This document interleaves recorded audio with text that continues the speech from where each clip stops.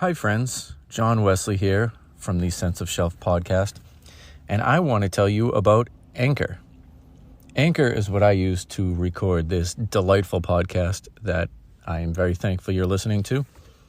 And Anchor has all the tools that allow you to record and edit your podcast right from your phone or computer.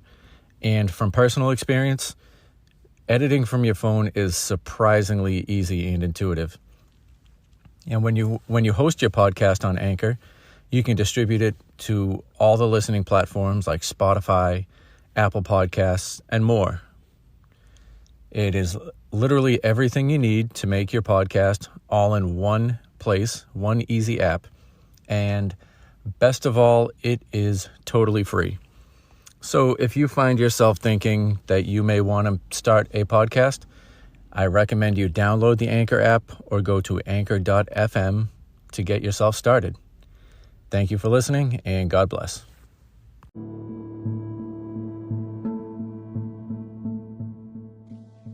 Hi, everyone. Welcome to the Sense of Shelf podcast. My name is John Wesley, and I would like to welcome you all to the first real episode of the podcast. The last episode, if you listened, was just me introducing myself and just giving you a little background. So if you're listening, you can get to know me a little better. We're going to be talking to people about their favorite books and books that have affected their lives. And on this first episode, I get the privilege of talking to my friend Ben Hunt about the Fellowship of the Ring novel. We are both massive J.R.R. Tolkien fans and fans of Lord of the Rings, both the movies and the books, as well as Tolkien's other works outside of just Lord of the Rings and The Hobbit. So we had a great conversation. We both enjoyed it and had some fun. Please try to disregard the audio quality. It is my first interview episode, so it's a learning experience. There were some issues with the audio on my end, so we used the recording that Ben had, which is why he sounds nice and crisp, and I sound like Ultron. So please try to ignore that. It was a great conversation. We both had fun. There's some trivia at the end, and I just really enjoyed it. I hope you all do too. And please subscribe, review, comment, do all that stuff. And just enjoy the episode. Thank you for joining us. Bye.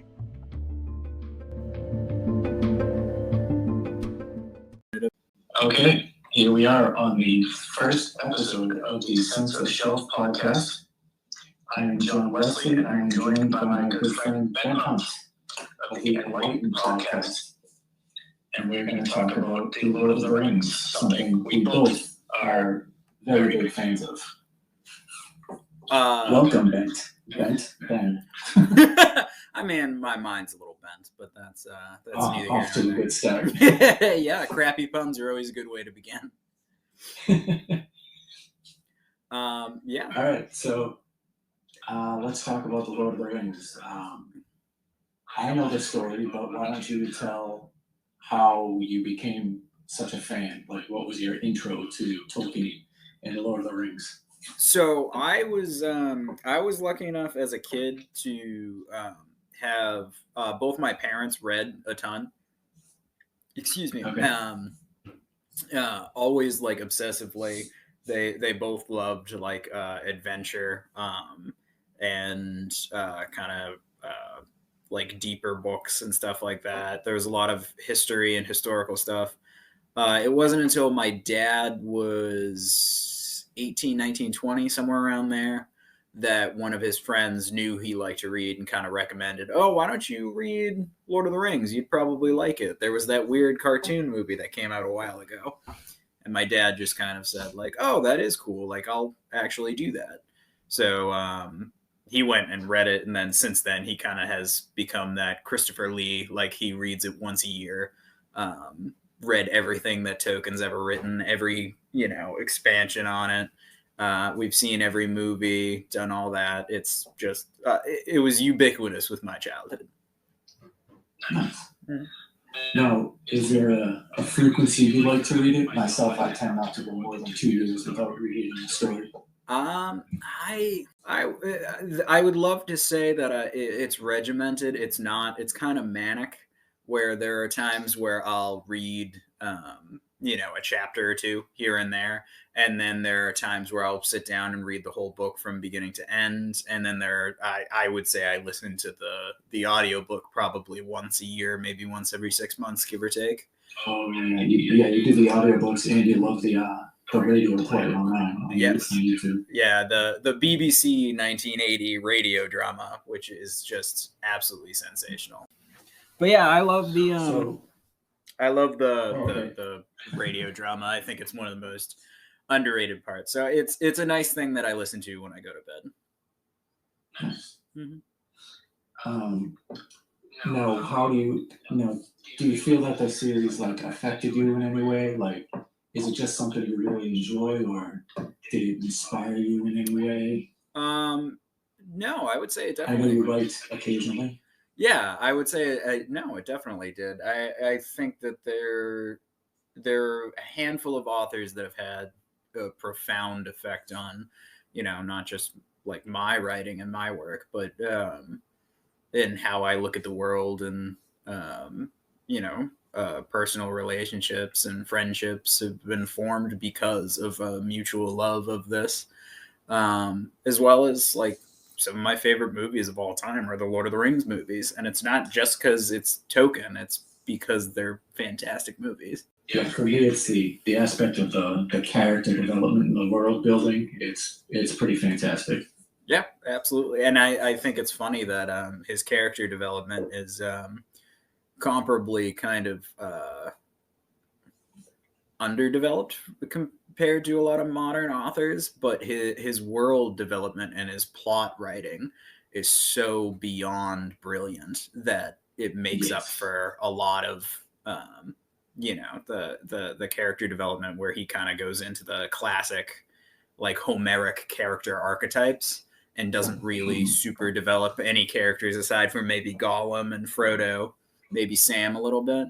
But otherwise, other than that, he doesn't really get very, very in depth, which I think is one of the better parts that they did with the movies, is kind of fleshed out the characters a bit more.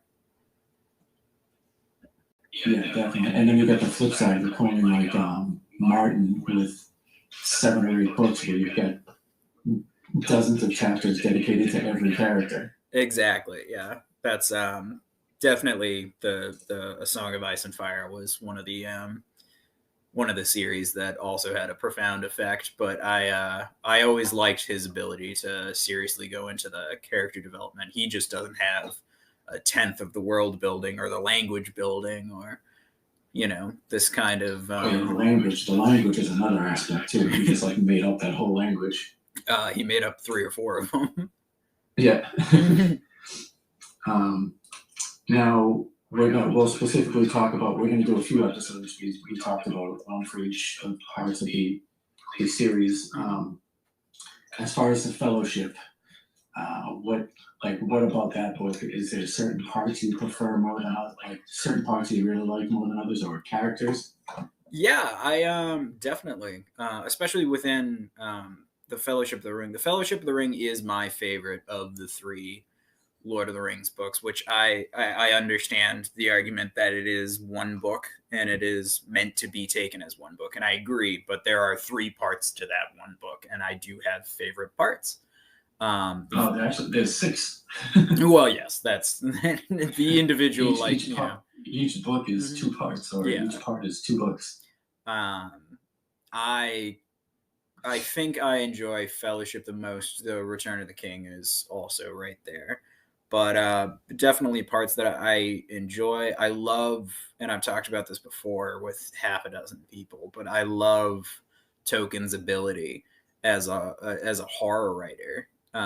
Especially in regards to the ring race, the scenes that he has written with the hobbits fleeing from the Nazgul is just it's haunting. They're very unsettling. They're very creepy.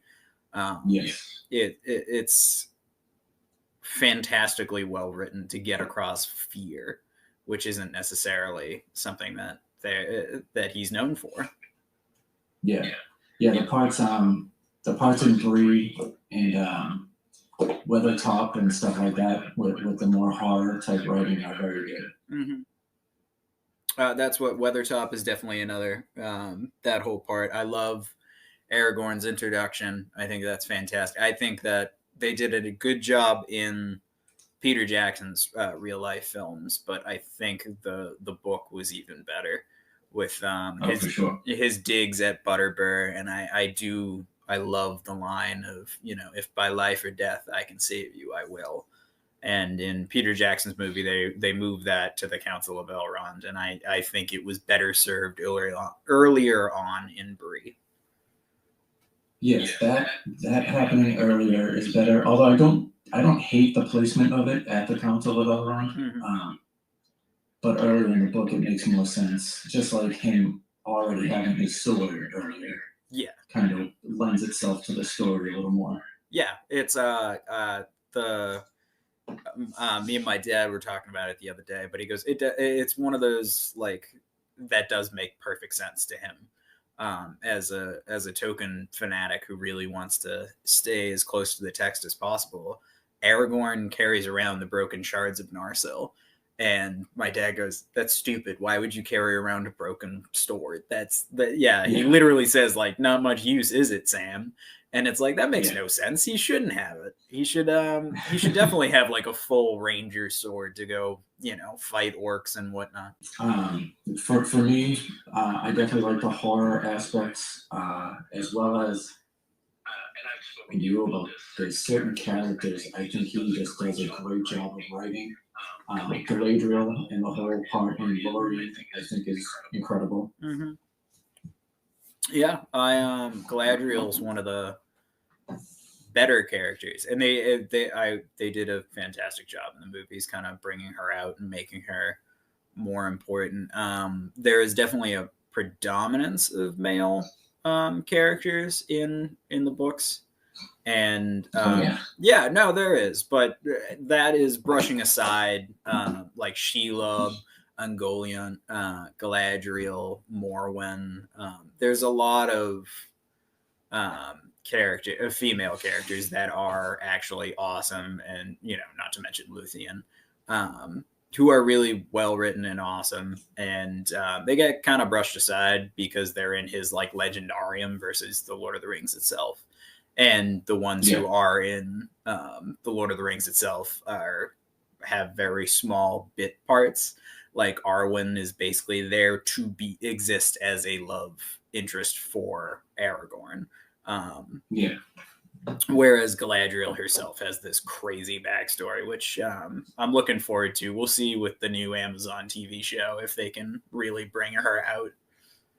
Yeah, that'll be very interesting. Speaking of which, I think we're supposed to have a preview very soon. That's what I heard, that it's going to be tonight, I think, or tomorrow night. Let's see, what else do they talk? What else happens in the Fellowship? They do the Barrow Wights. I know you're big fans of that. I do. Ellie. The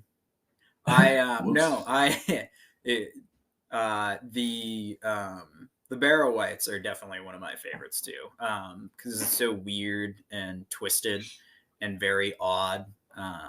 It's an underrated moment. I'm sorry that they had to cut it out of all of the movies. I understand why they had to, but it's one of the better written parts of Tolkien, is describing the courage that Frodo kind of sees up in him. And it makes the characterization of Frodo, I think, far better as a lead, opposed to like Elijah Wood's portrayal was a little bit more a victimized lead that was forced into it.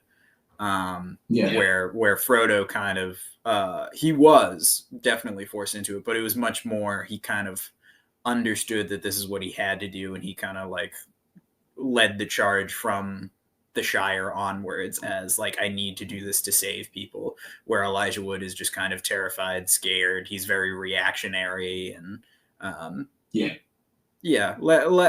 would argue he less of a hero is probably how I would describe it. It's much more of like Aragorn and Gandalf are kind of the real leaders. I think I really love the whole part of the first book, like leading all the way to Bree. I think you meet a lot of good characters, and they're more fleshed out than the movies. I mean, you don't even see Bombadil or Goldberry in the movies. And I love them. I love that whole part. I'm controversial in that I'm an amateur Tolkien scholar who's kind of indifferent to Tom Bombadil. Not that I hate him. I think he is anachronistic to the story.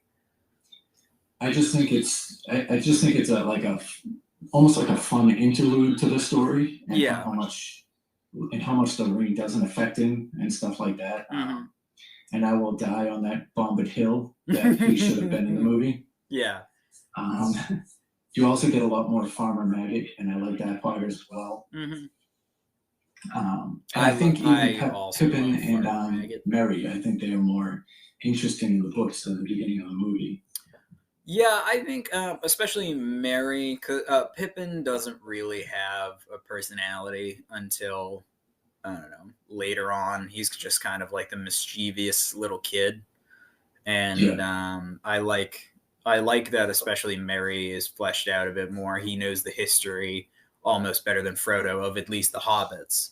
And he has all these relationships. Caught on to Bilbo a lot earlier. Yeah, exactly. And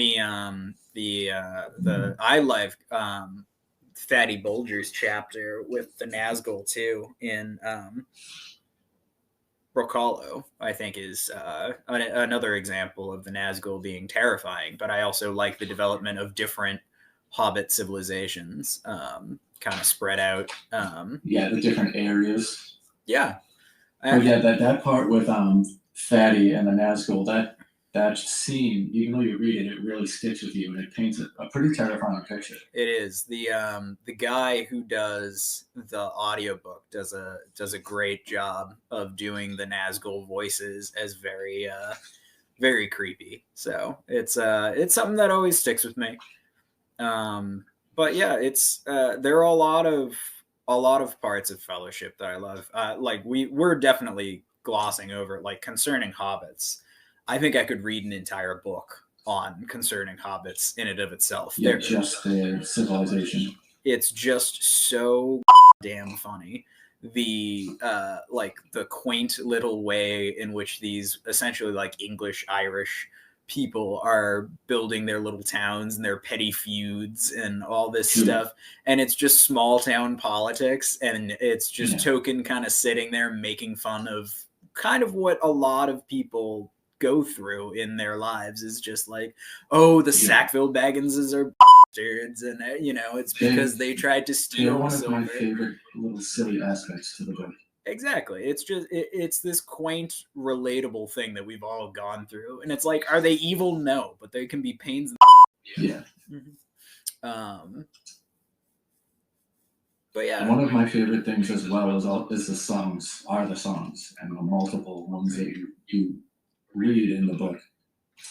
I think that is definitely I think the movies did the best they could for integrating the songs and the music. A lot of the background songs are actually like Sindarin and Quenya songs that are written from lyrics.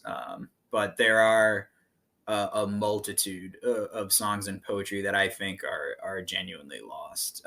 Some of my favorites are Bilbo's Erendil was a mariner, I think is brilliant. The road goes ever on, or the road goes ever on.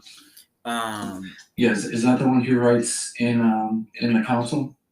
He writes the Erendil was a mariner, which is all about Elrond's father. And I love the I sit by the fire and think is another one of my favorites. Gimli's the Song of Durin is fantastic, and that's a very underrated. I'm mad that they didn't integrate that. John Rhys Davies would have been able to deliver that. We talked about that too, that they really just made Gimli kind of the comic relief, and that was kind of frustrating. It's there's clearly, and it's not these movies alone. It's certainly Tolkien wrote particularly elf-centric world building. And Yes. a lot of writers since then have taken that view as elves are beautiful and perfect and all-knowing, whereas the dwarves have kind of been delineated, whether that's a Dungeons and Dragons construct or that's a World of Warcraft, as well as Lord of the Rings the movie. I feel like the dwarves have always kind of taken a back seat, and that drives me crazy because I think that they have such a rich and interesting culture, and I hope that the Rings of Power really bring that out, because I think it would be so cool to see like some bad dwarves doing some really cool stuff, because within the bounds of the books they do. They're just periphery characters to the elves, which is unfortunate. It's kind of wild too, because even in the book, that the dwarves got how many rings? They got what, 7 compared to the elves 3? Yep. So there was more to them than he even wrote about. And that's I would love to see it be fleshed out significantly more. Right before I hopped on to do this podcast, I was actually watching the Making of Middle Earth videos that go along with the Lord of the Rings, the appendices, and they were showing a lot of the concept art that they had come up with in the first place, and the designs for the dwarves and the dwarven armor and all that stuff. They had half a dozen that were absolutely brilliant, and they were so cool, and it's stuff you never see on screen. Gimli himself is very cool, but then you have the Hobbit movies that did like an okay job of them in battle scenes, but it was so computer generated. And then you have the 13 dwarves themselves, who are all just caricatures. They could have been in Looney Tunes, and for sure, yeah. And I hate that they're undercutting this entire civilization that is so cool and so like ancient and powerful and has its own wisdom and its own history, and they're just kind of like, oh well, they're silly, and the elves have to be so austere and perfect, and they have to kind of look down on the dwarves, and I don't like that concept as much. I have a confession about the Hobbit movies to make, and I've only seen the first one, and I disliked it so much I never went further than the first one. You did not make a bad decision. I have a feeling, and you made the point that they're so computer generated. It's a well-known fact that Ian McKellen broke down crying on set and said to Peter Jackson, "This is not why I became an actor," because he had to talk to a green screen for like the 50th time. It's a very poorly done series. Here and there's a good scene, but as a whole, I think it was a wild and utter mistake and an abomination of Tolkien. And I'm glad that Amazon got the rights, because there was a dearth of actual good quality Tolkien material to be drawn from. And I think that gives up the opportunity to do some great stuff that people really haven't gotten the chance to make yet, especially when Amazon has such a high budget. It should be fantastic. And there are moments that are as big, if not bigger, than any great colossal moments in The Hobbit or The Lord of the Rings. So there's a lot to look forward to. And you make a good point with everything being so elf-centric, because even in reading The Fellowship again for the 12th time, Rivendell and Lorien are two of the standout sections of the book. With how much detail just in like the world itself, the air, like the physical area, and everyone's feelings being in that location. It is the last homely house. It's very it's someplace everybody wants to be, and that's Tolkien does such a rich job of the detail, obviously, and that can be a turnoff for people, but I love it. Yeah, there are some books that are too flowery with the adjectives. I've never felt that with Tolkien. That's I think he just does such a good job of making places feel homey, where he is just a guy who really just wants to sit by the fire, smoke a pipe, have a drop of good ale, and, joke around with your friends, sing, read poetry, and, talk. And that's kind of what he's all about. And it's a particular kind of person, but that's kind of my highlight in life myself. I'm looking actually through some of my notes I made rereading. I like in book one that we almost get introduced to the Ents, like there's hints at them, where Tom Bombadil rescues them when an Ent basically tries to eat Merry Pippin. Yes, yeah. The old man Willow, yeah. I like the mention that the argument that Sam has with the miller's son. I also I thought was great too, when they're kind of having a back and forth at the Green Dragon, and Sam keeps insisting like, oh, my cousin heard up on the North Downs of trees, and this guy was walking. And he keeps saying like, oh, your cousin's always telling stories, and Sam goes, no, I believe it, and people, I one of the other things, actually, this just brings in a broader point that the movie kind of cut out, is they made the Shire much more shut off from the outside world, which it was a little isolated, but it is very much described throughout the books that there are elves that wander through the woods on the edges of the Shire, and dwarves come in and out all the time, and men come through, and it's not a super like unheard of thing. Like, no one's ever seen an elf or a man before. It's actually more common, and I kind of like that idea that they wander through. And kind of act as like that classic Tinkers thing, especially with the dwarves, where they'll bring out toys and fireworks and stuff like that from Dale or the Lonely Mountain, and it's Bilbo and Frodo that are the ones that actually like they take news from them and they discuss things with the elves and stuff. I like Frodo and Bilbo being kind of luminaries more. Oh, for sure, yeah, and he talks about even some hobbits wandering out of the Shire, like Butterbur has rooms specifically for hobbits in Bree, even though they don't like it. It's not common, but they do go there. Yeah, I like that too. There's supposed to be there's supposed to be Bree hobbits that are very common. I like Bill Ferny being like a good minor villain as well. I don't I understand why they had to cut some of those parts from the movie, but I don't love Bree in the movies. It's too gothic, too it looks like every Chris Nolan Batman movie. Yeah, pretty much. I would go as far as it's whatchamacallit, it's almost like the Michael Caine Batman movies. Yeah. Not Michael Caine. Michael Keaton. Come on, Keaton. Yeah.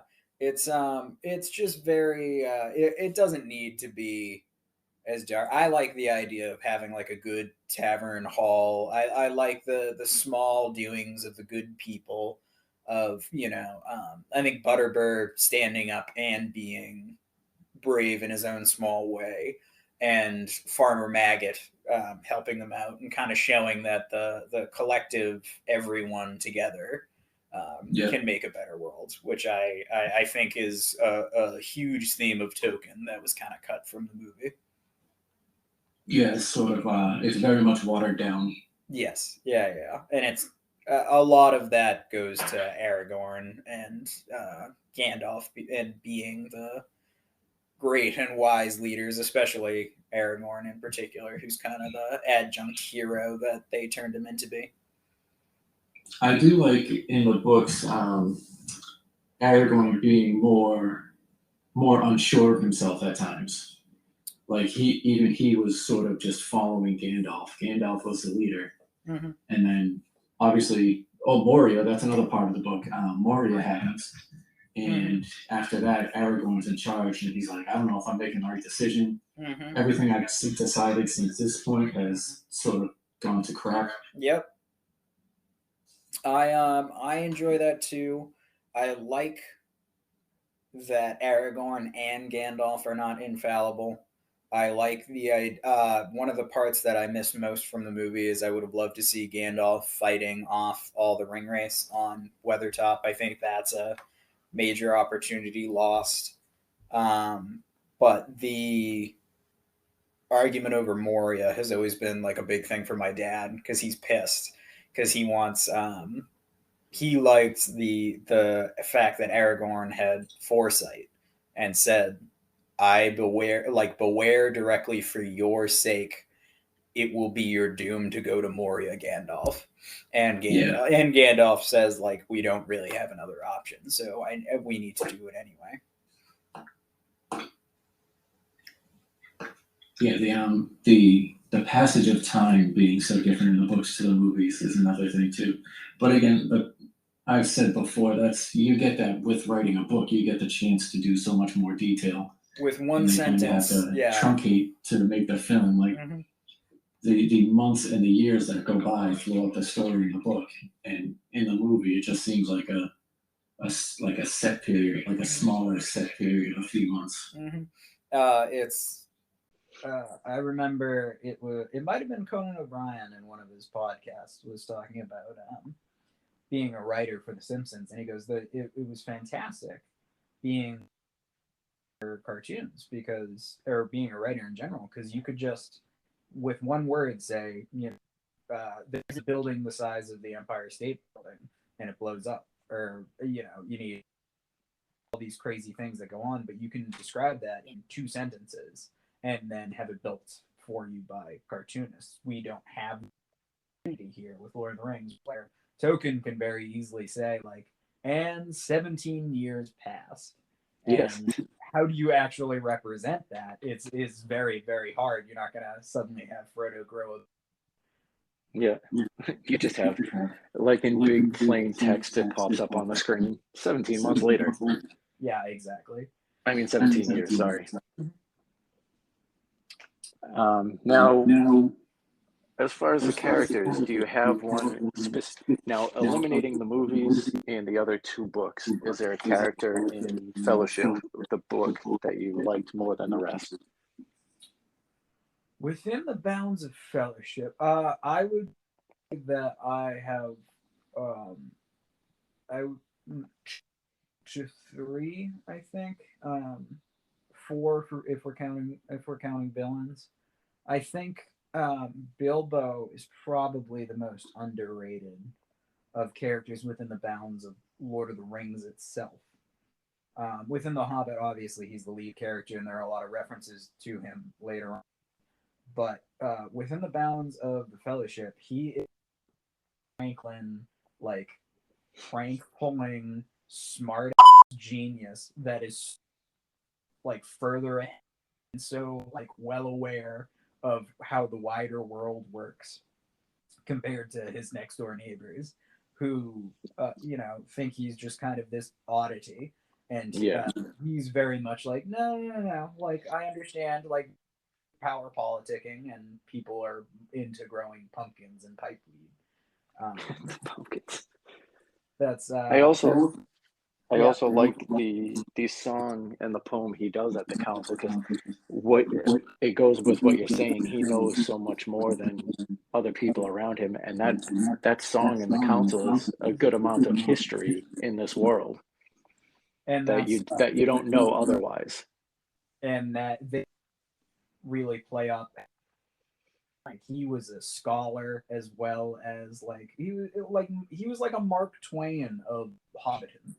And I really cannot get across my love of that characterization of this guy who's just he's so frustrated by how, like, minded people can be and how they're so caught up in their own little lives. Yeah. So it is a interesting concept. But so within Fellowship, you got Bilbo. You mentioned a couple. You got a couple others. I love Aragorn as Strider. I really John Hurt in the Ralph Bakshi cartoon always did a great voice for Aragorn that I really like. I like that kind of rugged hunter who's more than ready to take up his crown. He's just waiting for the right moment, opposed to kind of the slightly version that Viggo Mortensen's like, oh, what if I end up like my ancestor? And I'm like, yeah, like deal with it. Like Frodo is literally like went from like the comfiest life you could possibly imagine into fighting ring wraiths, and he had to like nut up and do it. Like you have been raised your entire life to do this. So I like the book version better. That he's kind of more of a Beowulfian hero. Yeah, I definitely like the Strider in the book in the animated movies better than just the intro. I like Viggo Mortensen. I love the movies, but his intro is better in those other two iterations. Yes, yeah. I definitely agree with that, and I think Viggo probably does a better King Aragorn. Even later on, when within the bounds of like Two Towers and stuff like that, I have less of an issue with Viggo. And not to say that he doesn't play a fantastic Aragorn. I think he does play a fantastic Aragorn. I'm just nitpicky because this book is my favorite book of all time. Understandably so. Yeah. I'm trying to. It's just he has great lines. He has great lines written about him. I think his character is one that's not used much in modern fiction, fantasy, whatever you want to call it, particularly much anymore, because people kind of like these gray heroes. The rise of the anti-hero has been huge in the last 30, 40 years, and he's kind of a callback to the old-fashioned guy who just has all the confidence in the world that he's gonna take on a Balrog with a sword, which is unknown forces. Exactly. And then I would say for 3 is just Gandalf. I adore the idea of just this old man whose his entire purpose in existence is based upon fighting evil, and he is tasked with kind of getting together all the peoples of Middle Earth to fight this evil. Yeah, he is sort of the puppeteer of most of it. Yeah, very much so. I do love Gandalf throughout all 3 books. Same though, as far as characters. His character is always just great to me because he doesn't know what he's getting into, but he's so loyal to Frodo that he's just like, orcs, whatever, we can handle it. I'm gonna jump into water even though I can't swim. Mm-hmm. I do, and I know Tolkien himself said the true hero of the story is Sam, and I really like that as well. I adore Sam within the bounds of the Fellowship. He has some good scenes.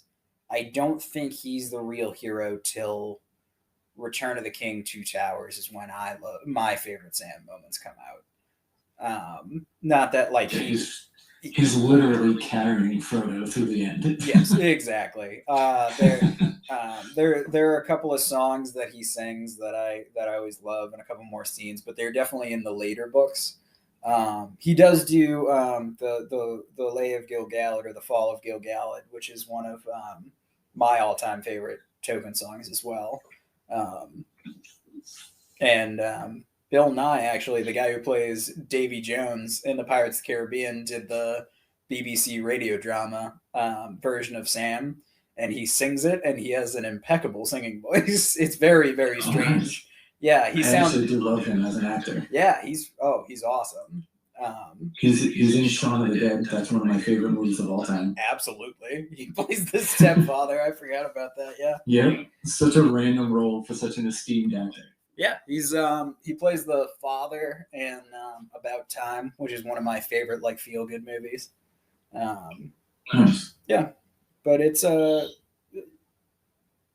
I think that there are definitely a lot of the songs and poems I think are missed out because I think they make the world deeper and they're fun little things. I get that it's hard in an action movie to try and work singing and poetry in, but I think they could have done it here and there. I 1000% agree. I think they definitely should have included, at least, and obviously, like you said, you can't include all of them, but a few more songs in each movie, one or two in each movie, Exactly. or even portions of the one that Bilbo sings in the council. Yeah, there's a woman, I think Carly Ann is her name. She's an artist on YouTube where she does all the fantasy songs from books and stuff. So she'll do a lot of the Song of Ice and Fire songs and whatnot, but she also did all of the Tolkien ones. And in particular, she did a brilliant version of The Lay of Boromir, which is, if anyone hasn't listened to it on YouTube and you're a Tolkien fan, please do, because she's just got a spectacular take on it in its entirety. And I really, really thoroughly enjoy it. I would definitely check those out. Is there anything else about the Fellowship you want to talk about within just the bounds of the novel? I would. My curiosity is what led you to Lord of the Rings. So I forget where I wrote this, but I read it in school, and I mentioned it in my preview episode, my intro. I read it in school, and I liked it, but at the time, it was high school. Everyone changes a little bit in high school, so Yep. I kind of lost my love for reading for a little while. Mm-hmm. And then I picked it up again in my early 20s, which was right around the time the movies started coming out. And I had a close friend who was also obsessed with them. Mm-hmm. So I picked them back up then and read them and just instantly fell back into it and realized how amazing it was. Just, like I said, getting lost, going on the adventure literally with them. Mm-hmm. And just getting lost in the worlds and the characters. And ever since then, I just keep going back to it. Every year or two, I pick it up and I read it again. And it's just stuck with me ever since then. Whether it was the time of my life I read it,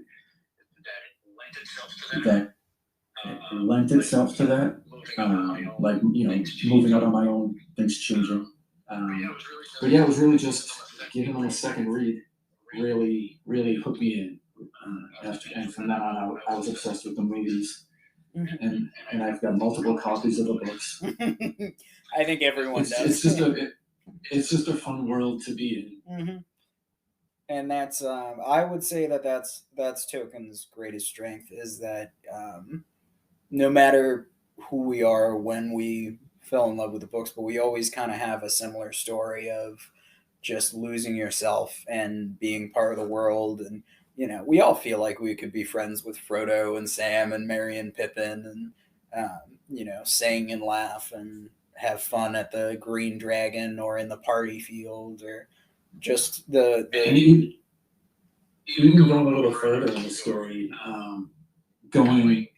just imagine yourself going on the journey with Aragorn, Gimli, and Legolas when they're out on their own. Mm-hmm. That'll be for a different conversation, but yeah. Just getting lost in that world, it's very enjoyable no matter when you read it. Absolutely. And the other side of things is that there is a timelessness to it. Is that it's never grown old to me. There are times where I have different interests and I want to read something else for a change, but there's never a time in I know, I have seen your book piles, I know.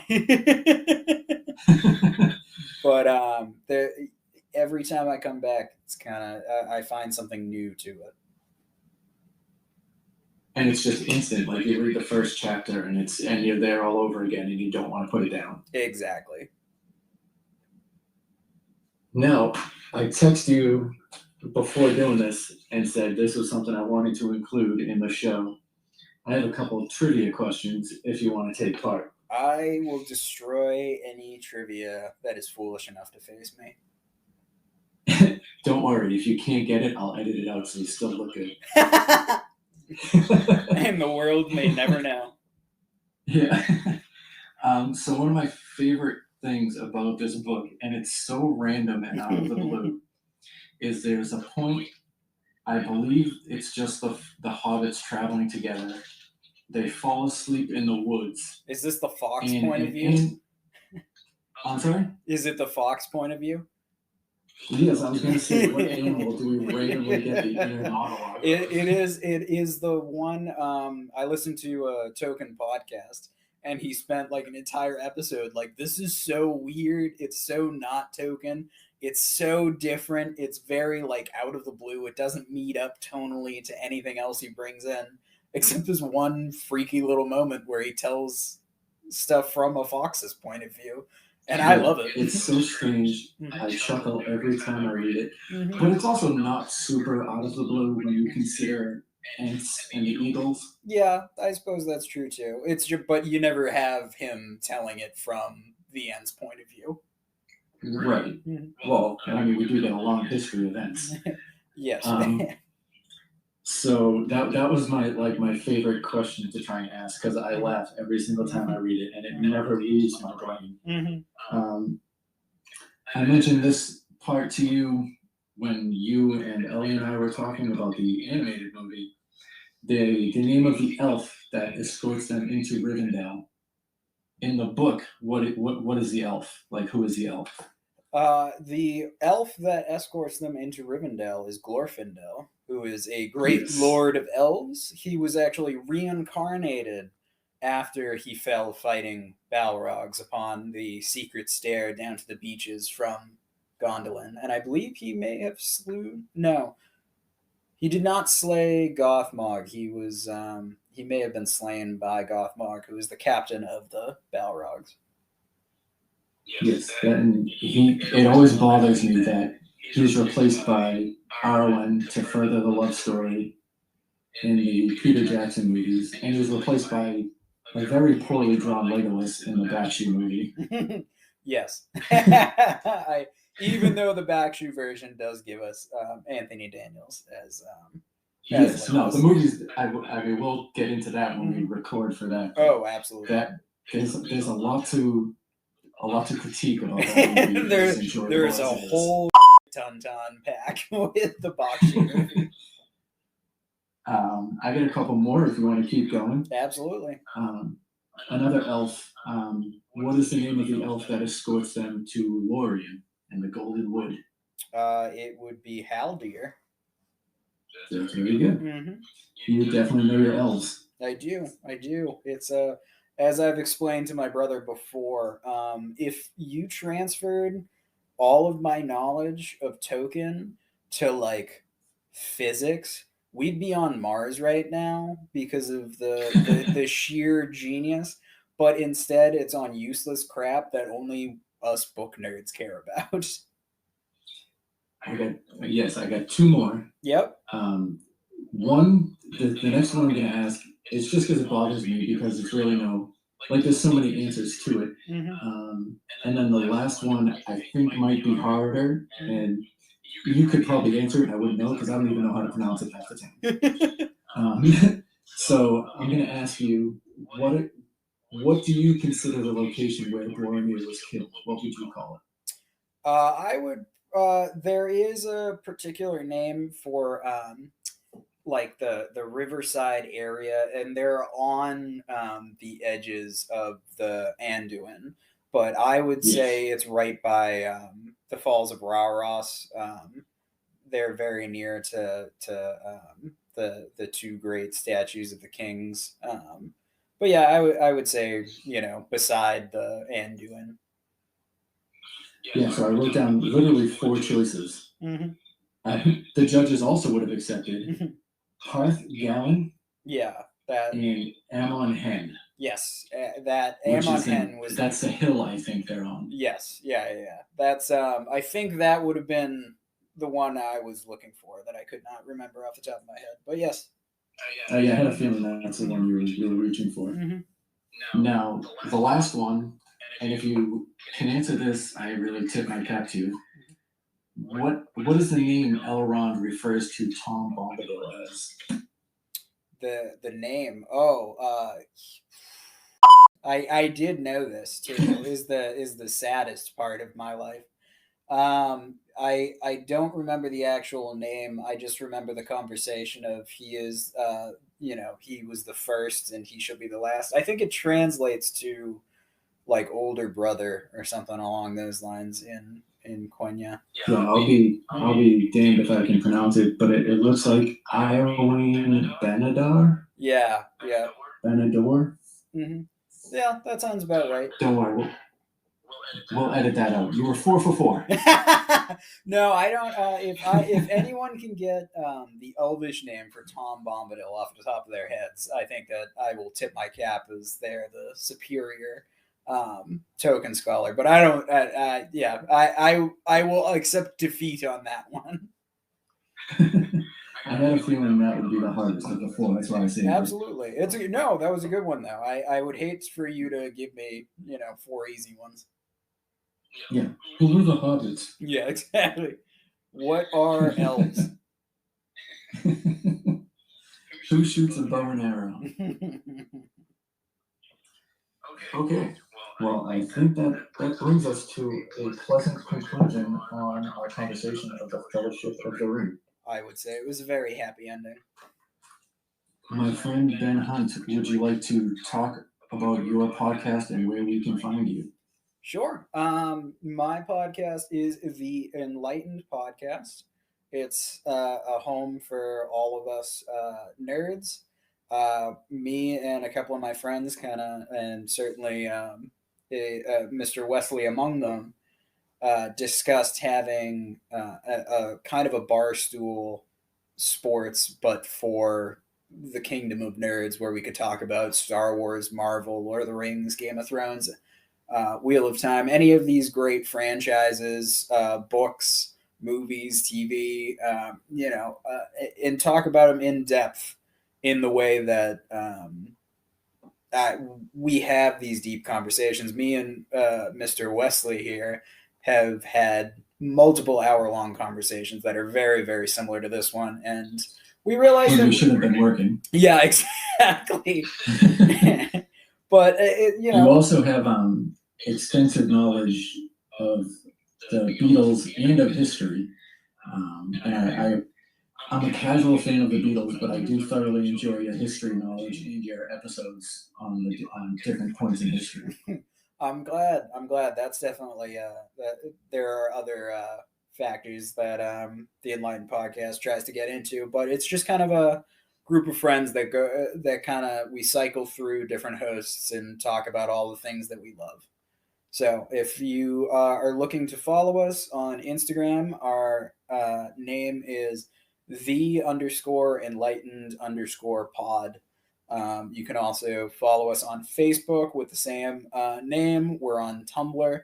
We're working on getting a Snapchat together. It's I like to think it's a good listen. And Mr. Wesley is going to be a guest star more than once. Yes, we'll have some Lord of the Rings crossover, something we're both very big fans of. Absolutely. All right. Well, thank you for doing this. I thoroughly enjoyed it. I enjoyed it myself. Thank you for having me.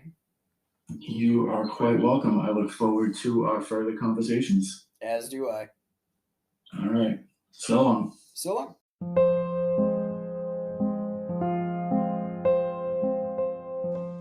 Okay, everyone, that was my first episode. Thank you for joining us and listening. Thank you again to Ben Hunt. Please go check out his podcast, the Enlightened Podcast, on anywhere you listen to podcasts, Apple, Spotify, Anchor, all of those. Please subscribe, rate, review both shows, both mine and his. I would appreciate it. So check out him and his social medias. Please feel free to subscribe and all that to this show. There will be a whole bunch more episodes like this, including 2 more just with Ben on the other 2 parts of the Lord of the Rings. So please find this podcast, the Sense of Shelf podcast, on Instagram and Twitter. Both are Sense of Shelf Pod. Again, that's IG and Twitter, as well as you feel free to email me. The Gmail is senseofshelfpod@gmail.com. So far, knock on wood, I've been lucky enough to get that name for the 3 the 3 social medias or communication forms I've been trying to get. We'll see what happens as I go further. There should be a website on the way soon, which will hopefully include links to everything, as well as a blog so I can write and communicate a little more outside of the podcast and the different social media outlets.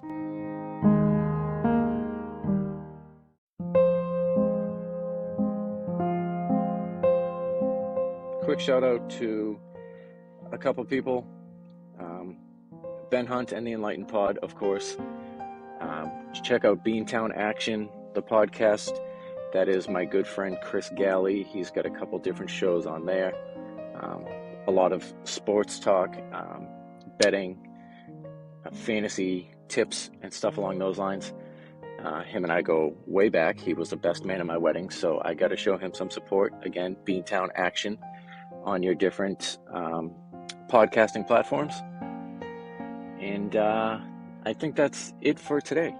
So thank you for joining me again. I thoroughly appreciate you giving us a listen. Feel free to contact me on any of the places I listed before. And please subscribe and continue this journey with me. I appreciate you. God bless.